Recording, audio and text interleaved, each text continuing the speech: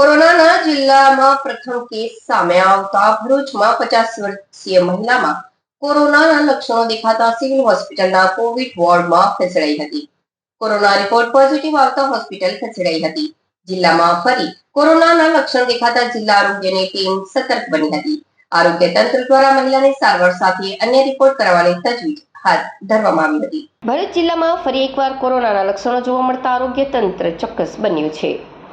એક 50 વર્ષીય મહિલાને ખાનગી દવાખાનામાં સારવાર દરમિયાન કોરોના પોઝિટિવ હોવાનું નિદાન થતા તાત્કાલિક ઇફેન્ટ ભરૂચ સિવિલ હોસ્પિટલના કોવિડ વોર્ડમાં ખસેડવામાં આવી છે. મહિલાને શ્વાસ લેવામાં તકલીફ જેવી લક્ષણો જોવા મળતા આરંભિક તપાસ કરવામાં આવી હતી. રિપોર્ટ પોઝિટિવ આવતા આરોગ્ય વિભાગ દોડતું થયું હતું. હાલ મહિલાનું સારવારનું ધ્યાન રાખવામાં આવી રહ્યું છે તથા આરોગ્ય તંત્રએ અન્ય રિપોર્ટો તથા સંપર્કમાં આવેલ લોકોના ટેસ્ટની કાર્યવાહી શરૂ કરી છે. જિલ્લા આરોગ્ય વિભાગ દ્વારા લોકોમાં જનજાગૃતિ રાખવા અને સતર્ક રહેવા અનુરોધ કરવામાં આવ્યો છે.